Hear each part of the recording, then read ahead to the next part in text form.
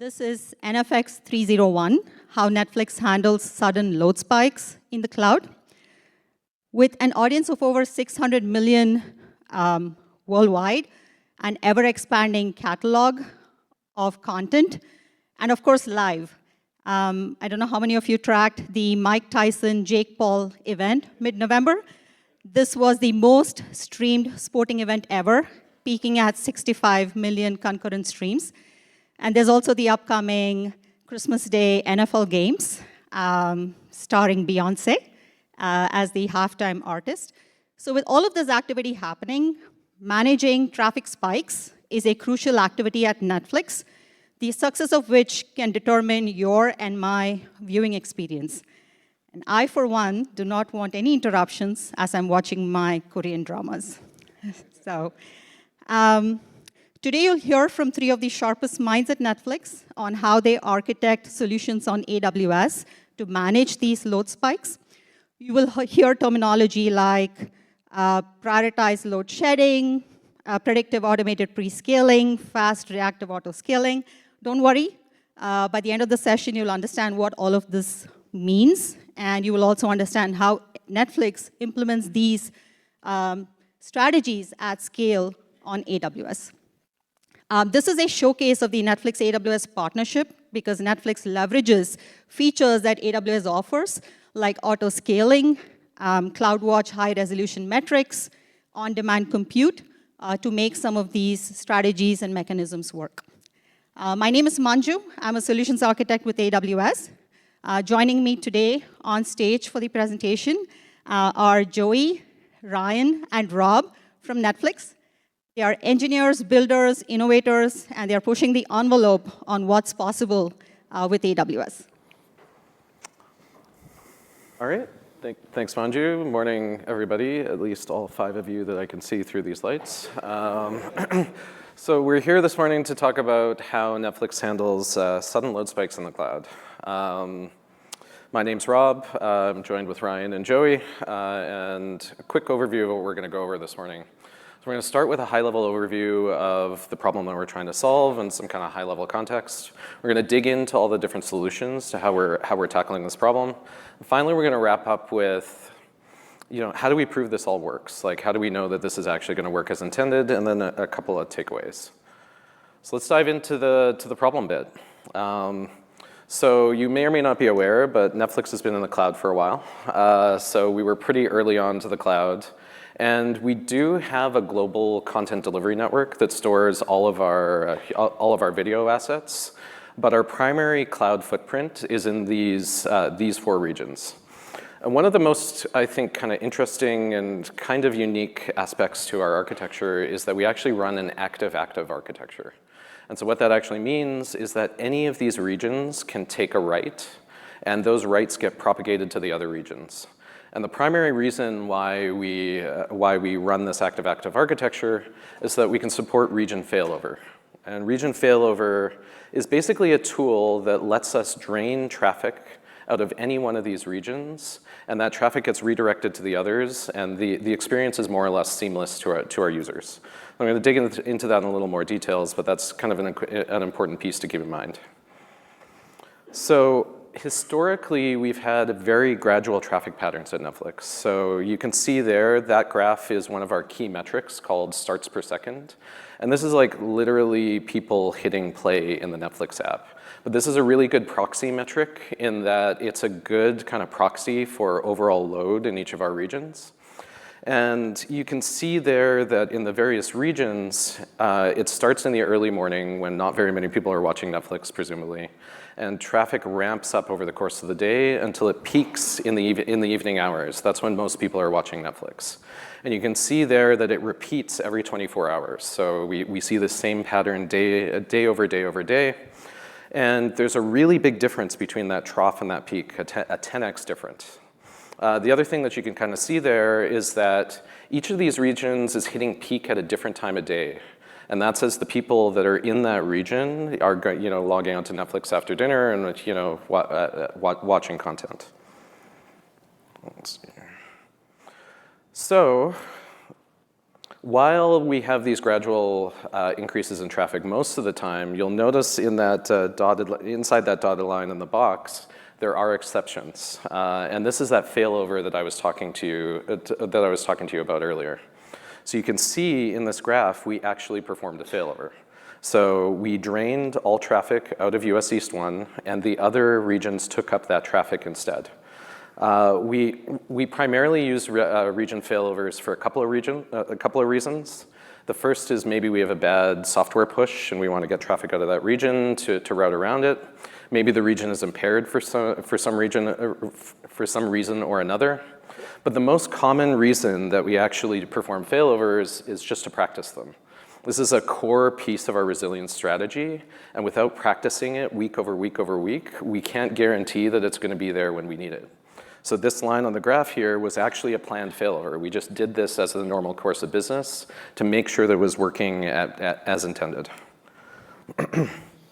So what's interesting about this is that this is a load spike. This is like a self-induced load spike. We're potentially causing ourselves harm here.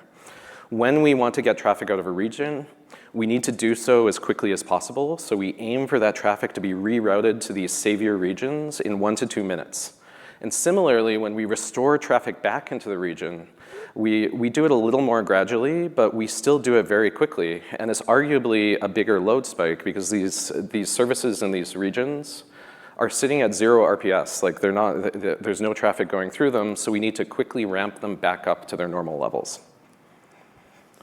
We have other sources of unexpected traffic spikes. So we have these sort of long surges. The primary source of these long surges is a new title launch.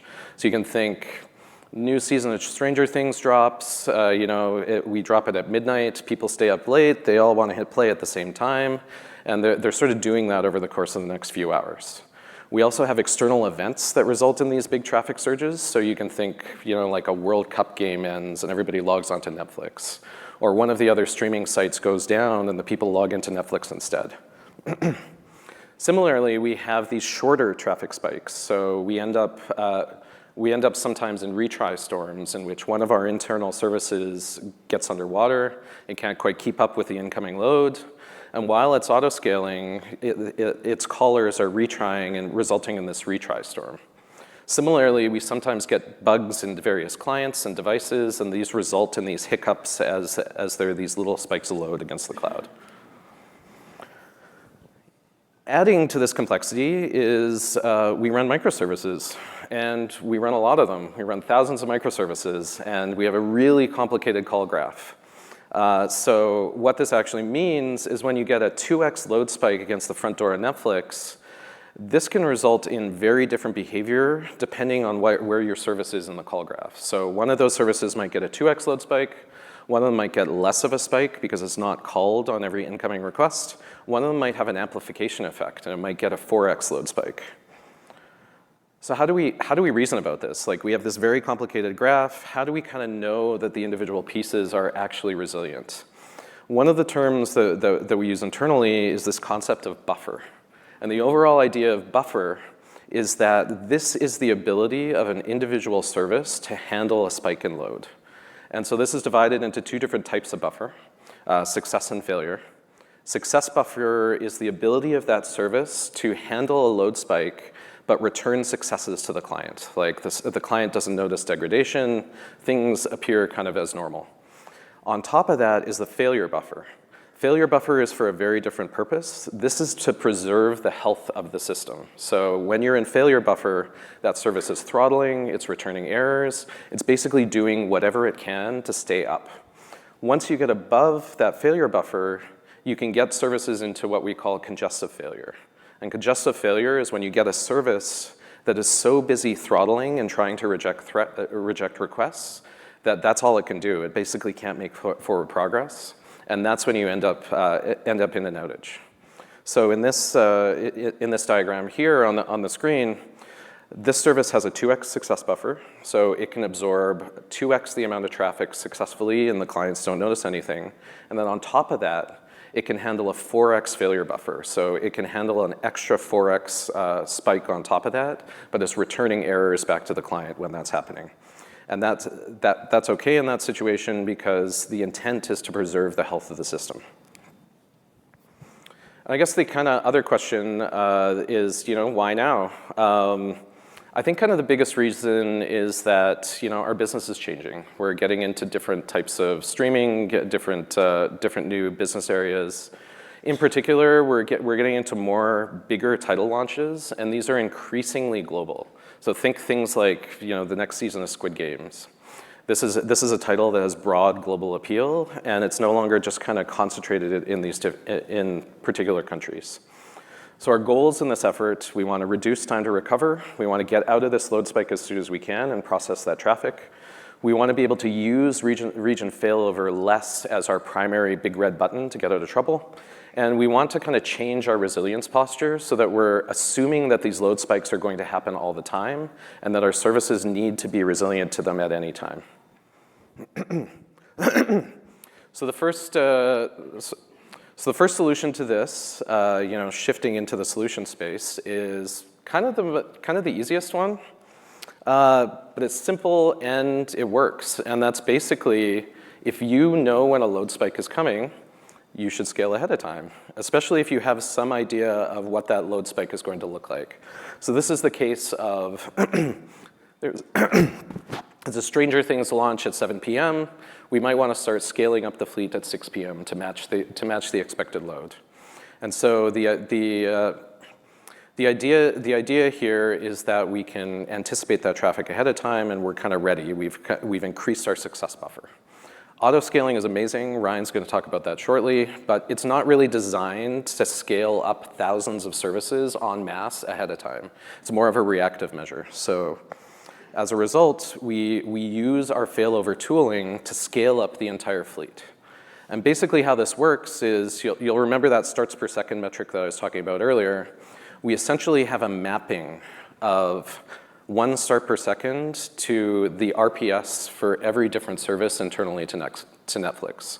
So we know that 1 start per second might result in 4 RPS to this service and 10 to this one or 2. And if we know how much our SPS is going to increase, we can scale up all these services accordingly. So if we 2x our SPS, we're able to say, okay, scale up this cluster by this much, scale up this cluster by this other much, and then we're ready to go. So you can kind of see in that graph there, that's exactly what this is doing. So ahead of the event, we're increasing the mins in our auto-scaling group to match the expected load. The load spike happens, we get through this surge in traffic, and then our tooling drops the mins back down to their previous level, and auto-scaling gradually scales down the service. The final kind of tool in our proactive toolkit is traffic shaping. And so the overall idea here is that even though we have these big global title launches, we still have a bunch of titles that are kind of restricted to a certain geography. So maybe we know they're going to be really popular in Korea or North America or something like that. And what we want to do in these situations is we want to be able to uniformly balance traffic across all of our 4 regions instead of users just going to the one that's closest to them. And the idea here is that instead of scaling up 1 or 2 regions really, really high, we want to scale up every region by a little bit. And the idea here is that this reduces our risk. It means that auto-scaling can kind of work as intended in all of the different regions, and it kind of puts our eggs in distributes them among more buckets. Okay, I'm going to pass it off to Ryan to talk about the scaling out of trouble. Thank you, Rob. As we just heard, the best way to protect against a sudden load spike is to predict that it's going to happen and scale up ahead of time. But last I knew, predicting the future is still pretty hard. So I'm going to talk about how did we adjust our scaling policies to better react to a sudden load increase. This is a zoomed-in view of what Rob showed earlier, which is our traffic over time, and we layered over our capacity. And so as you can see, typically, we have these smooth increases of our traffic, and the capacity comes up to match it. And then as the demand decreases, so does our capacity. So this is what's been happening for years, and we have highly tuned auto-scaling policies that are really well suited for this traffic pattern. But let's see how that works against a sudden load spike. So here's a look at one service that has a sudden load spike. So I want to call your attention to the requests per second, as well as this red line, which is the number of desired instances. And so what we can see is that at the onset of the load, there's 60,000 requests per second of an increase. However, our auto-scaling is still a very gradual process. So what's going on there? Well, when we dug into the data, what we found is that the time to detect that load increase was almost 4 minutes. Beyond that, once the instances are provisioned, they took time to boot up, which was about 6 minutes. But because we didn't scale enough at the very first step, we had to detect that we were still underscaled and then repeat the process all over again. So you put all this together, and that led to a time to recovery of about 20 minutes for this really large load spike. So we thought we could do better. So what we did is we broke down those components of time to recovery. And it all starts with the detection. When does the load arrive, and when do we start scaling? From there, it's the provisioning or the control plane, and this is what AWS provides. Finally, then, it's the system startup, the application startup, and then the traffic. Only once the traffic can be served by those instances can we achieve recovery. And so what we did is we came up with an experimentation setup where it allowed us to synthetically generate load to simulate these load spikes. We had a baseline versus experimentation comparison so that we could see how our old policy behaved against a new policy. And we also kicked off multiple rounds or multiple policy configurations at the same time to see which one worked better. And so once we studied the data, we found some interesting things about the dominating factors. It wasn't just all in one bucket or another. There was multiple facets that led to this slower scaling response. And it was primarily driven by that detection time, then app startup, then system startup, and then finally the provisioning. Again, the provisioning came online really quickly. So we're going to focus first on the detection phase. Remember, during that load spike, we had 4 minutes before we started scaling. So how do we tackle that? Well, the first thing that we did is we started scaling on RPS. Historically, we did CPU target tracking. And that's nice for these gradual changes that we've had over the years, but it doesn't provide enough information if there's a 10x load spike. We typically run at around 50% utilization for our CPU target tracking policies. So what that means then is if we get a 2x increase in traffic, CPU goes to 100%. But if we get a 10x increase in traffic, CPU also goes to 100%. And so we lost that signal of how big of a scaling action we need to take. Also, during load shedding, as we're trying to protect the system, we're rejecting requests. And rejecting requests is much easier, much less CPU intensive. And so the CPU no longer accurately reflected the workload that was needing to be done. The other thing that we did then is we added this concept called an RPS hammer policy. It's a step scaling policy, and the idea was we wanted to be one shot to success.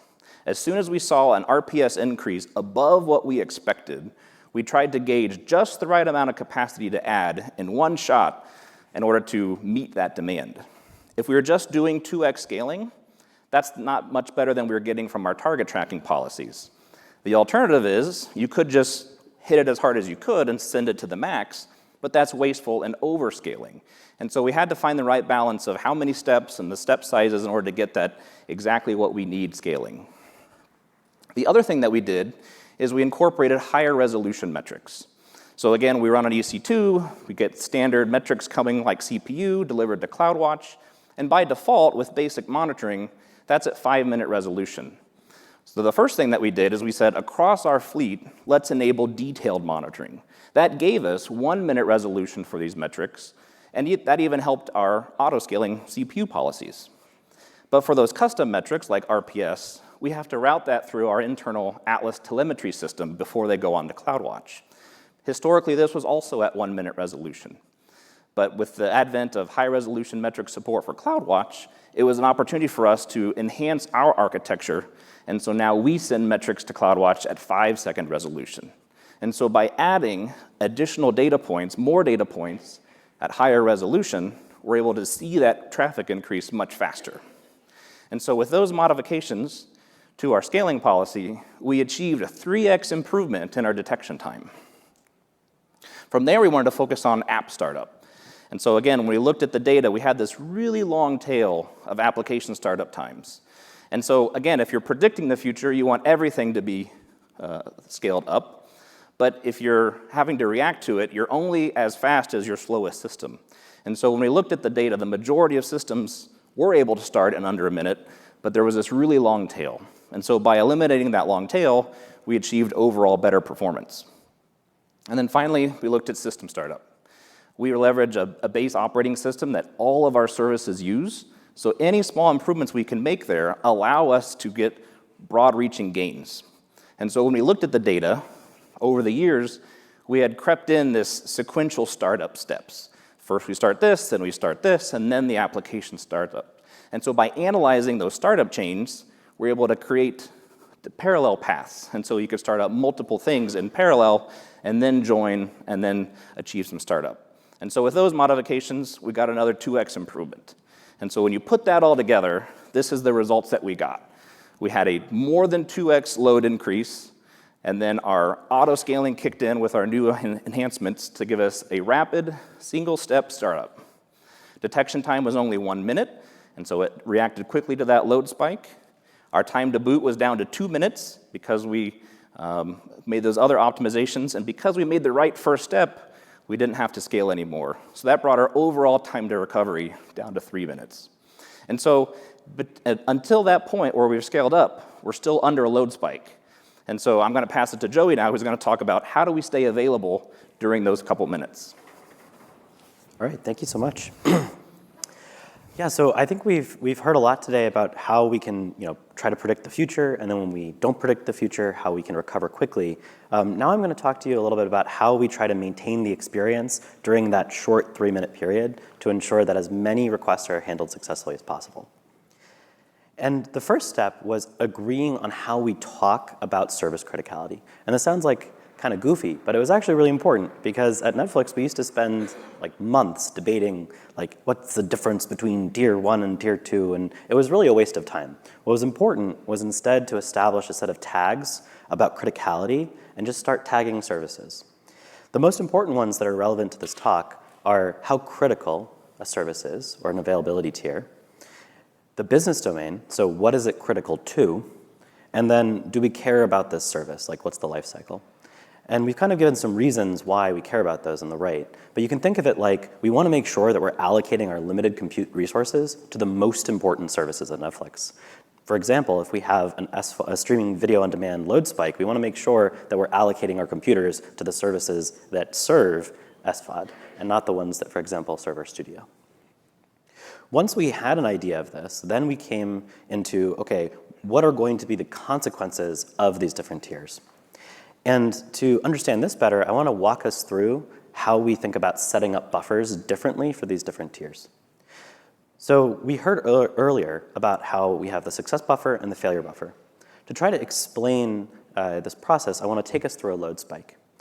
So as we enter the success buffer, we can think of it like a highway that's pretty not congested, right? So we have some cars on the highway here. Everyone's getting where they need to go. Life is good. As we start getting into the success buffer, the highway is starting to fill up. We can see that you're getting a little slow, but we're still letting everyone on the highway. We're still responding successfully to every request and allowing every car on. As we enter the failure buffer, this is where we need to start policing. And we need to start saying, sorry, the highway is full. If we let you on the highway, it will only make things worse. And this kind of goes back to that congestive failure idea. Because what is congestive failure? Well, congestive failure is this. Who's been stuck in a traffic jam for like infinity time? And you're just like, why did I even get on this highway, right? That's what we want to avoid. Because this failure mode is extremely difficult to recover from. A lot of those auto-scaling reactive methods will act incorrectly if you're in congestive failure. Okay, so what do? We try to prevent from getting here with using this kind of stoplight and keeping them off the highway. And what does this look like for a microservice? Well, it looks like this. So the service here, we can see we're applying additional load, and then we hit that 100% CPU utilization that Ryan was talking about. And the thing that signals we've entered congestive failure is that rapid drop of successful requests. And this is extremely bad because it means that you're not even serving at the capacity that you're paying for, right? And in order to recover the amount of traffic, you're going to need orders of magnitude more capacity if you're only serving at like 2-3% successful. So in order to prevent this, we innovated a little further than just that simple unprioritized CPU load shedding in the success buffer, or sorry, in the failure buffer. We added prioritized CPU shedding in the success buffer. And this is kind of the insight of like, what if there was another light? Like, what if we could have a yellow light where before we're getting in trouble, we're actually telling the unimportant cars to stay off the highway. The analogy I like to use there is I want the ambulance on the highway, and the person who's driving their sports car around for the weekend drive, they can go home, right? So we wrote a really interesting blog post about this. If you're interested, I encourage you to go check it out. We have some great details about like how we use this to prioritize different kinds of playback workloads. But now that we have this, let's see, how does a developer like actually use it? Like, what does it mean? Well, the first step is that a developer sets up their buffers. And they do that at Netflix by declaring their target and max utilizations. So for example, with CPU target at 40% and max at 90, that means the beginning of the success buffer is at 40% utilization, and the beginning of the failure buffer is at 90%. And it's worth noting that the buffer, the success buffer, is actually proportional to that startup time. We talked about the long tail startup time.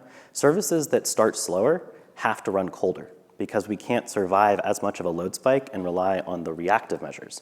So instead, we have to proactively cool them.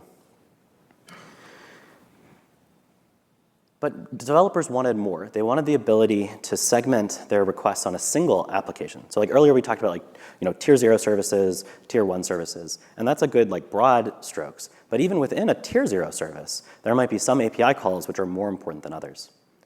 And this graph shows what we call progressive load shedding, which is on the x-axis here we have how loaded your system is, and on the y-axis it's what percentage of that priority bucket of traffic is going to be dropped.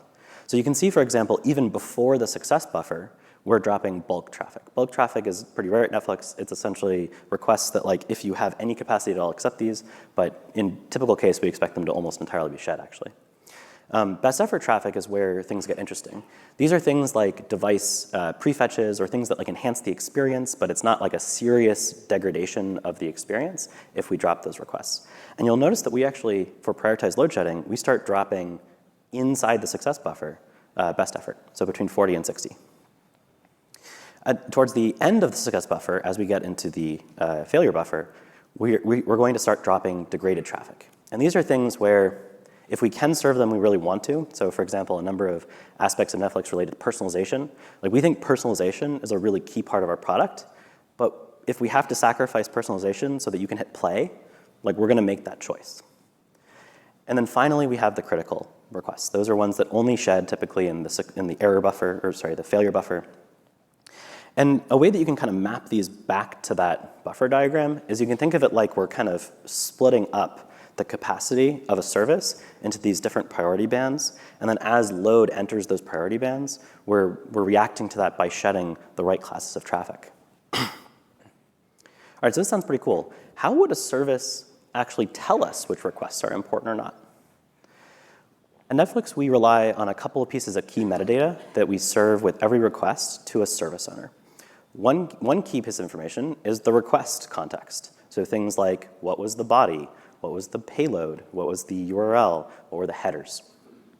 And depending on the API contract of that service, what is critical or not critical depends on that service. So for example here, the service owner is saying, well, I know that this URL of my service is absolutely critical to playing video. So I'm going to classify requests in that as critical. Versus background requests, things that the app is making in the background for user experience, we're going to classify as degraded. And then we also have a great fallback, which is at Netflix, our device protocol. So the TVs, the laptops, the phones, they actually enrich almost every request they make with what they think the priority of that request is. And so it's a pretty good fallback. If the service owner doesn't know what's important or not, they can say, well, trust the device. Maybe the device knows, and that's kind of the client device priority. At Netflix, that's communicated through a header. All right, so now that we have this prioritization, we can start to see that ambulance versus sports car picture. Because as we're entering the success buffer, our stoplight now gets that yellow light where we say, these requests are important enough to get on the highway, and these ones are not important enough, and they need to be dropped. And you can almost think of this like it's an expansion of our buffers, right? Like previously, before we had prioritized load shedding, we really only had that little bit at the end there to try to drop requests, and it was pretty impactful to the user. So like at Netflix, we used to be very like worried about shedding. Like if there was shedding, it was a problem. Whereas now with prioritized shedding, it's just part of normal operation. And we're able to create a lot more headroom by using that. So how does that look going back to the RPS graph? Well, the impact is that we can scale way further, right? So in this graph on the x-axis there we have time, and you can see that as the load is increasing significantly, like up to 400x load spike, the non-critical shedding starts early, and we can see that the successful requests kind of balance off. And what's the thing we don't see? We don't see the rapid fall off of congestive failure, because we're able to use so much more of our CPU to reject work early and often that we're able to handle significantly higher utilizations and prevent that congestive failure while preserving a baseline. And this is particularly important for something like the cloud architecture at Netflix, where if we get people in, like if we succeed at enough SPS, then like we'll get people into watching, right? The thing that causes total failure is if we don't get anybody in and don't get them watching. But you might be asking, like, okay, this is kind of cool. So we've got this prioritized load shedding, but like, what about retries? Like, how does that fit into this? And what we realized was that each machine in a fleet is not equal. Some of them are more utilized than others at a given time. So we do think that it's worth retrying once on load shedding. And you can kind of think of it in your mental model as like, if you happen to land on a highly loaded machine, it's worth trying another machine that's closer to the average utilization. Because we are retrying only on load shedding, we're not adding more load to the system past that just request, because we never actually did anything with it. The first service just shed it immediately, and then we can retry to the average. In practice, this ends up being like a modified exponential backoff algorithm. The main key, I mean, this looks kind of mathy, but the main key of this is just that the first couple of retries, we retry a little bit faster than what a normal exponential backoff would do. And that's because we're trying to get that response quickly if we can. And if we can't, we're just going to shed it. So we're going to kind of fail fast. In this case, we're talking about 100 millisecond exponential backoff. But the first few are going to use that target millisecond target of 20 milliseconds to try to keep us inside the kind of user experience window. And in practice, like I've kind of circled here the difference between the retry algorithm we use and like kind of what everybody else uses. It essentially is just we retry a random amount of latency within a smaller bound for the first few retries. And this just helps us kind of keep those quality of service metrics for our fleet performing a little better. All right, so we've learned about prioritized load shedding. We've learned about how to mitigate the impact to the user. But it's worth just circling back here that more capacity is the actual solution, right? Like everything that I just talked about, that's just mitigating harm until we can magically inject more lanes into the highway via the magic of the cloud, and then restore that kind of capacity of the system, and then have that nice green light letting people on the highway. And this kind of correlates back to that graph that we saw earlier where we expanded the buffers, right? The time to recovery is still key. Everything that we're talking about works together. Like any one of these things isn't enough to survive load spikes. But the astute amongst you might have been saying, well, this highway analogy is nice, but like sometimes work doesn't take CPU. Good example of this would be something that's accessing a data store or making a call to another service. And this is where like the highway analogy gets a little tricky, because the best analogy that I came up for this was that the cars like get on the highway and they disappear for some amount of time before they reappear some amount of time later. And the problem you want to avoid now is that if all the cars reappear all at once and your highway is now congested, you're in trouble. So this is a little harder to understand, because how do you understand utilization of a system if you can't actually observe it, right? Like if the cars are disappearing off the highway could look empty. But actually, there's a bunch of pending work that's about to come back on and cause you to get into that fireball congestive failure mode. So what we found was that you can emulate utilization measures with latency. So one of the key properties of a system that's getting overloaded is that it gets slower. And we can just measure like the typical performance of the system versus the performance of the system as it slows down. And we can actually rephrase this in terms of utilization so that we can reuse all that prioritized load shedding capability that we talked about by just, in this case, for example, saying 50 milliseconds is our target latency for the service. Maybe it's that service's timeout. And then we just count how many requests are slower than that versus faster than that. And this very nicely gives you a utilization. So in this example, the target latency utilization of the service is 21%. Versus as that service gets slower, maybe because the downstream database is slow, maybe because the downstream block device is throttling, like who knows why it got slow, but you see this reflected in the latency distribution of the service. And again, you're just counting how many requests are slower than my target or faster. And now we have a very actionable utilization. Now 88% of requests are too slow. And with that, we can fit it right back into that prioritized load shedding system that we talked about earlier. Except that now, instead of talking about CPU utilization, we're talking about the back-end KV service level objective utilization. And then we can install custom limiters that say, I want you to start rejecting traffic in the success buffer of the key value latency SLO. And this is really wonderful because it allows us to protect systems that are I/O bound instead of CPU bound. But it allows us to protect them with the same tool suite. The only difference is what utilization we're looking at and how and in which buffer we're shedding in. So this is an experiment we ran with a service that essentially just serves blobs in a very latency-sensitive, important way to Netflix, which I will let you think about what that might be. And we are trying to push up to 50 to 100 gigabits per second through this blob store.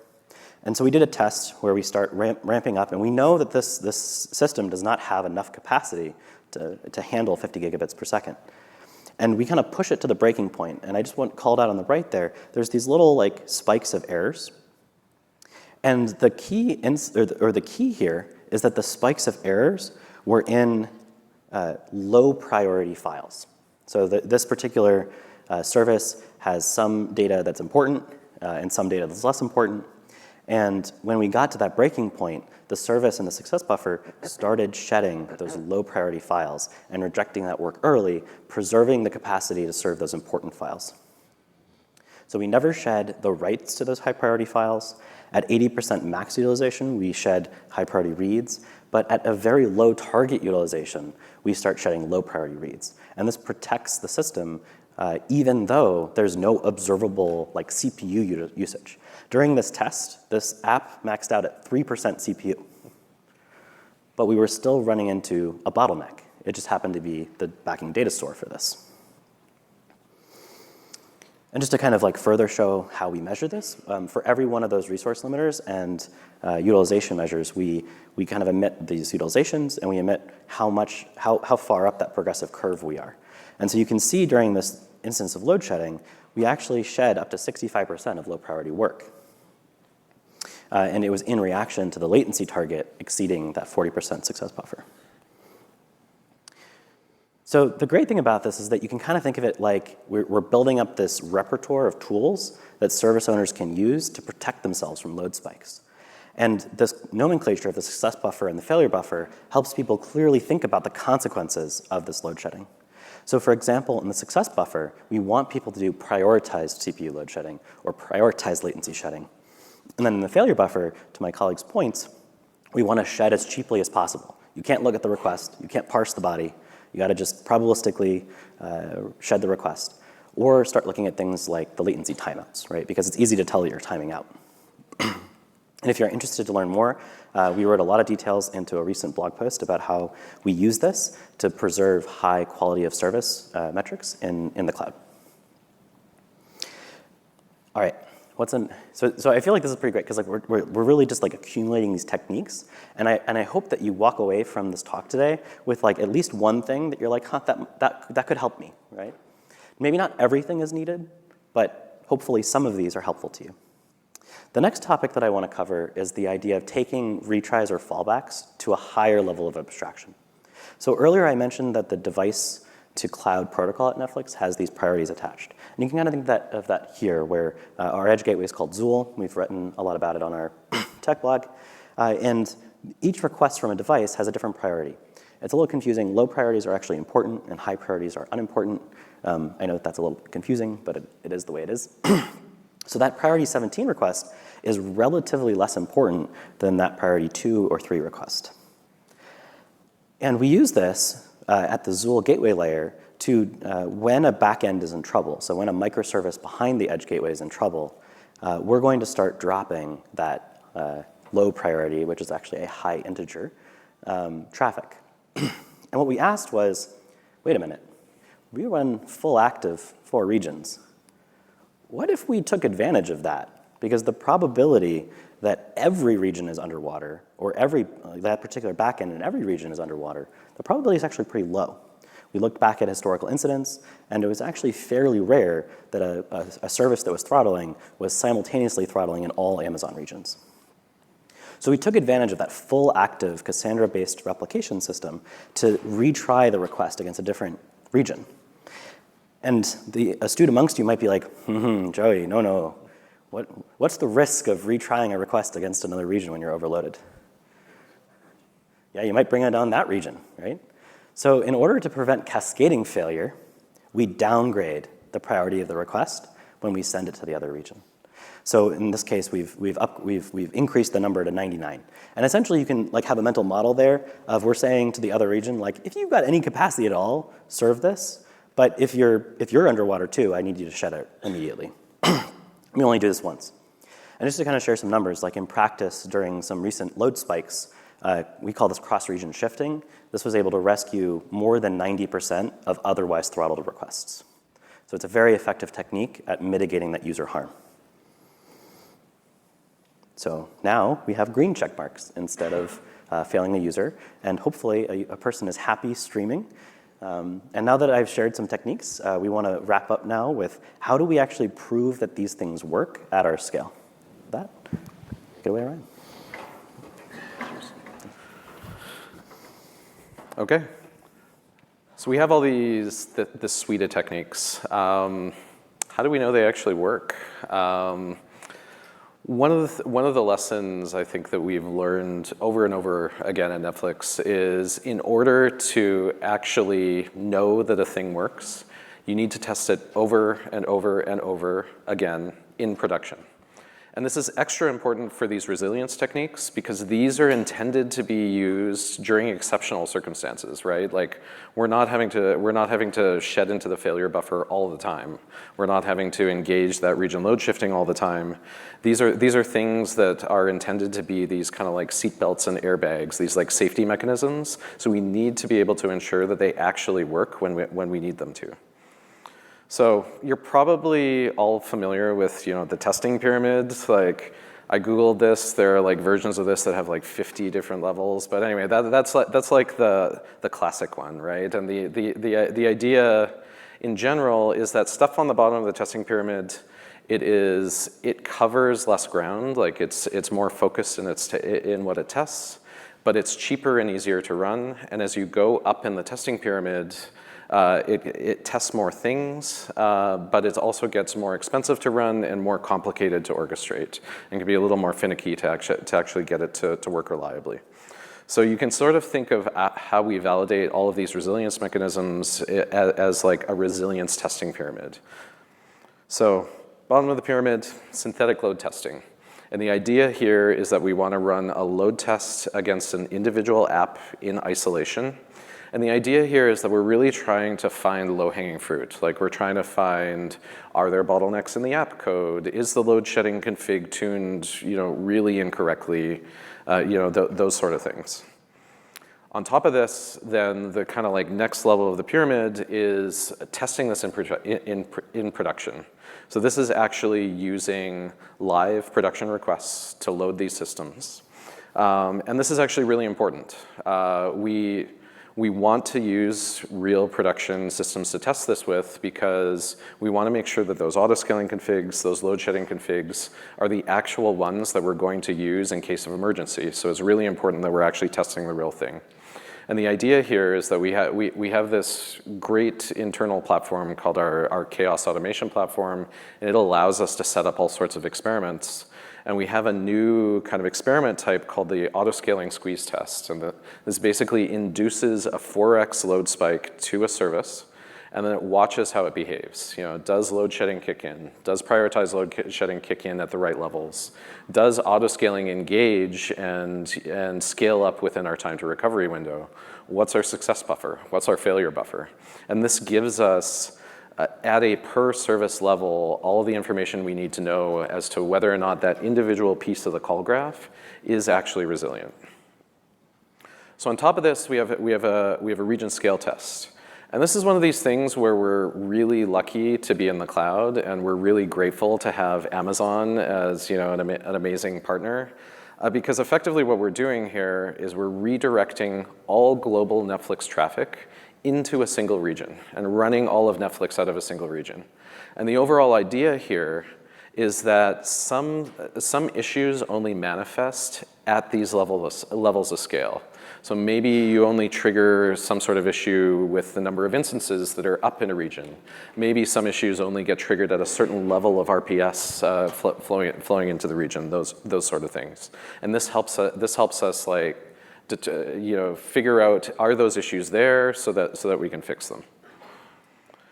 Finally, on top of this, we have region load testing. And so this is another synthetic test, except instead of running it against an individual app, we're running it against Zool, the front door to Netflix. And we're using this to simulate user flows in our different applications.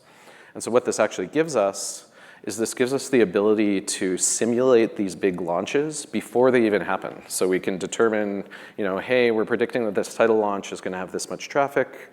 Let's try it out. Let's see how our systems do under that load. It also lets us simulate a bunch of different failure scenarios that are really difficult to trigger in real-world environments. But when you have this synthetic load, you can create these really intricate test cases that we know will trigger different failure modes in our system. And then finally, this allows us to test even higher and higher levels of scale. The region scale is amazing. It's real production traffic, but it's limited to all our global traffic. So having this allows us to inject even more capacity than we would get at our global peak.